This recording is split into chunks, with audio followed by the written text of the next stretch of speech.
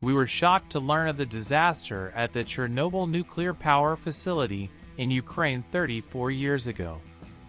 To give you an idea, this was the largest nuclear power plant accident in recorded history. For 1,700 square kilometers were deemed uninhabitable due to the radioactivity from the explosion. Additionally, the area had to be evacuated of more than 350,000 people. But 3 decades later, a herd of untamed Chernobyl horses has caught the interest of scientists. According to predictions, due to radioactive contamination, the area would still remain uninhabitable for over 20,000 years. Thus, it was believed that we would not see life in the region anytime soon. However, Przewalski's horses, which have been seen in the region, defy everything we know. Like and subscribe to the channel to discover brand new content every day. They were considered the last species of truly wild horses. Since the 15th century, the existence of Przewalski's horses in the steppes of Asia has been known. However, it was not until 1881 that the species was formally studied by science.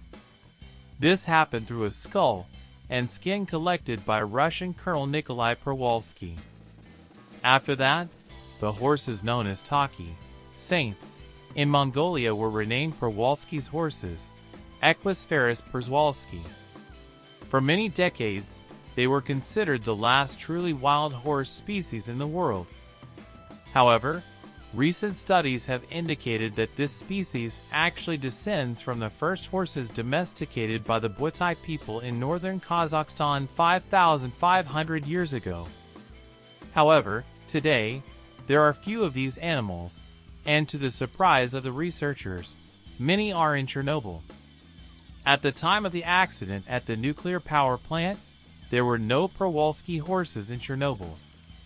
However, in 1998, 31 of these horses reached the exclusion zone. Thus, even with hunting, the high birth rate of the species meant that, in 2007, there were still 50 Przewalski horses. Currently, an estimated 150 horses live in the region. However, this number is divided into 13 groups.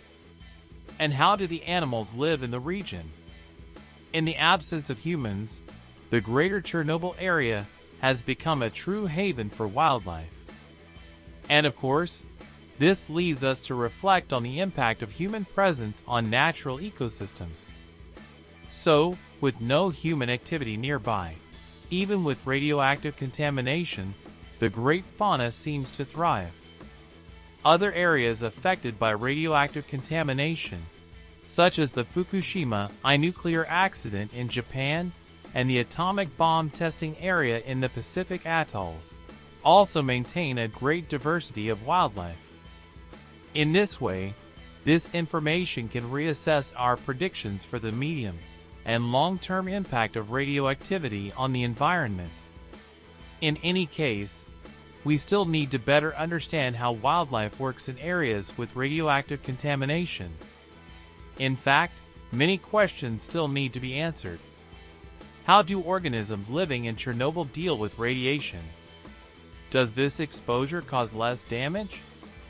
Do organisms have more effective mechanisms to repair damage caused by radiation? These are just a few questions that still need a lot of research to answer. Until then, we will continue to observe the wild horses of Chernobyl and how they, and other species,